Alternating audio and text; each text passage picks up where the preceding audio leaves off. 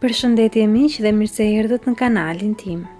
Sot për ju po sill recetën për Eclair ose pasta të shu siç njihen ndryshe.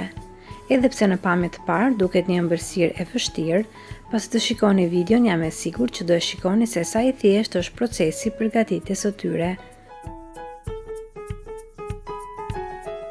Madje as nuk do dëshironi që t'i blini më në pasticeri, por do i përgatisni ato vetë në shtëpinë tuaj. Le të nisim me përgatitjen. Në fillim në një tenxhere do shtojmë 2 filxhan kafeje me ujë të ftohtë dhe 2 filxhan kafeje me qumesht.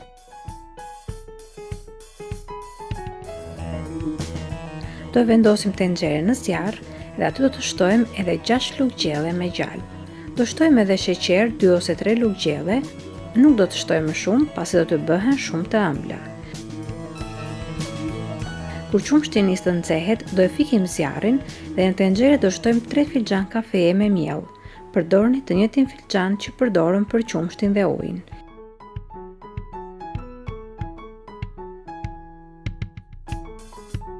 Miellin duke e shtuar dhe duke e trazuar vazhdimisht me një spatull ose lug druri më mirë pasi e kemi më kollaj. E trazojmë mirë brumin derisa të mos shikoni me kokriza mielli. Të gjithë procesin e bëjmë mbi sobë, por pa e ndezur zjarrin. Veç e lëm tenxheren mbi sobën e nxehtë dhe trazojmë miellin. Ndërsa soba është ende e nxehtë nga më parë, por është e fikur.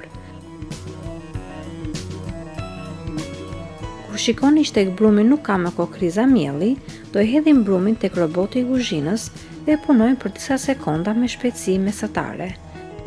Pasi brumi është punuar për pak sekonda, në të do të shtojmë vezët një nga një. Në total do të përdorim 4 kokra vezë, por vezët nuk do i hedhim të gjitha një herësh. Do hedhim në fillim vezën e parë dhe më pas e punojmë brumin për disa sekonda derisa brumi të përthith të gjithë masën e vezës. Kur tek brumi nuk duket më asnjë grimc nga veza, tek brumi do shtojmë vezën e dytë.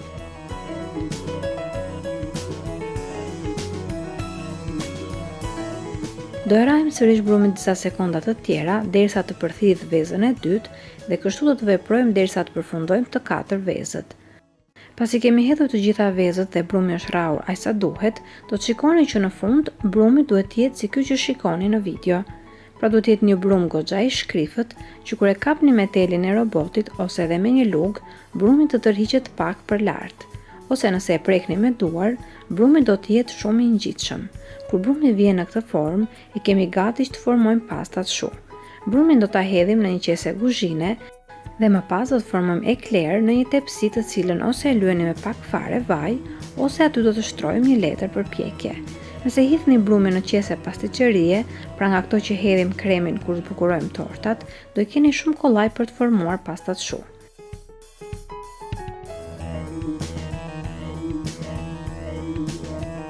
Pastat shu ose Eclair do i bëjmë rreth 10 cm të gjata. Dhe kur t'i vendosim në tepsi, do të lëm pak hapësirë nga njëra tjetra, në mënyrë që të kenë hapësirë kur të piqen. Edhe nëse gjatë formimit të Eclair, do të shikoni që ndonjë prej tyre merr ndoshta një formë të çrregullt, mos u mërzisni, pasi në fund do i rregullojmë që të gjitha.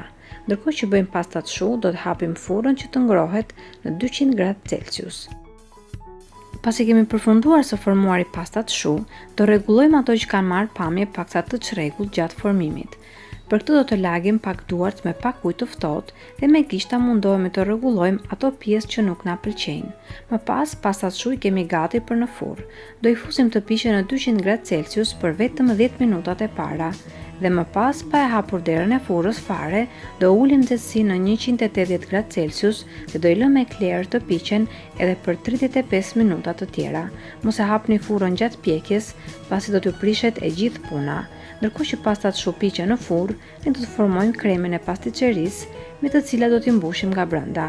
Për këtë në një tenxhere do të hedhim 3 gota me qumesht, shtojmë gjithashtu edhe 5 luge gjelle me sheqer. Ndërkohë në një tas hedhim 11 luge gjelle me niseshte ose gjysmën e gotës me të cilën matëm qumeshtin.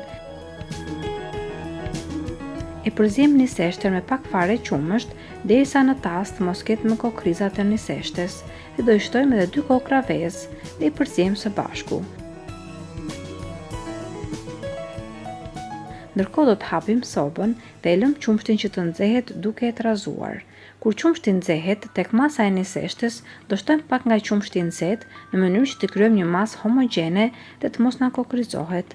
Dhe pasi e trazojmë mirë, të gjithë masën e tasit e shtojmë në tenxhere me qumesht. E trazojmë vazhdimisht me një tel dore dhe trazimi do të bëhet në temperaturë jo shumë të lartë, pasi në të kundërt kremi pasticerise do të zërë në fund. Kur masa nis që të trashet dhe të formoj bulza sipër, e heqim nga zjarri dhe i shtojmë një lugë gjelle me gjalp. Më pas, kremin e lëmë që të ftohet që ta kemi gati për mbushjen. Pasi pastat shu janë pjekur, ne i heqim nga furra dhe i lëmë që të ftohen plotësisht. Siç do shikoni, pastat shu nga sipër kanë marrë një ngjyrë të lehtë të kuqëremt, ndërsa nga brenda ju do shikoni që ato janë bosh. Nëse pastat shu pas pjekjes ngelen bosh nga brenda, atëherë keni bërë procesin në rregull dhe çdo gjë është bërë në mënyrën e duhur.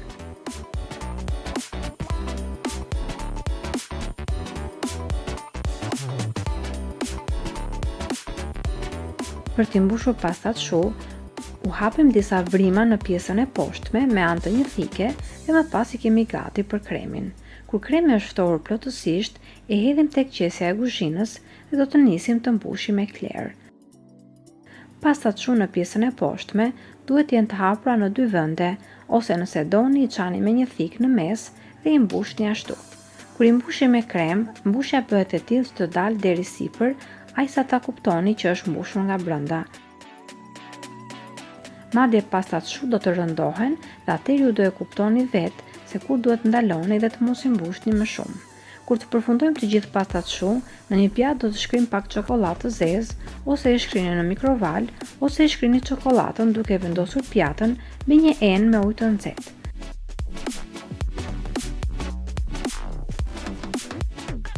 Më pas do të kalojmë të gjitha Eclair tek çokolata e shkrire dhe pastat shu do i vendosim më pas në një tepsi dhe do i lëmë që çokolata të thahet komplet.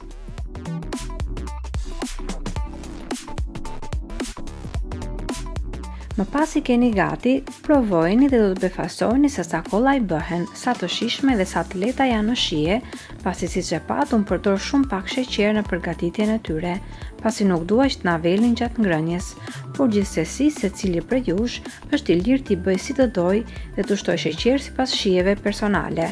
Do të shikoni dhe pamjen e tyre nga brenda dhe do shikoni që nuk kanë as pak dallim nga ato që bëhen në pasticeri. Nëse i bëni një herë, doja merrni dorën shumë kollaj dhe do i përgatisni gjithmonë. Unë dua t'ju falenderoj si gjithmonë që më ndoqët edhe në këtë video. Nëse ju pëlqeu receta, mos harroni që t'i jepni një like, ta shpërndani atë me miqtë tuaj apo dhe të lini poshtë te komentet pyetje dhe përshtypjet tuaja. Për më shumë receta të tjera mund të abononi në kanalin tim pasi është falas dhe mbështetja juaj për mua është shumë e rëndësishme. Unë ju falenderoj të gjithëve që më ndoqët, bashkë do të dëgjohemi sërish në videon e radhës, deri atëherë, Zoti ju bekatoft të gjithëve.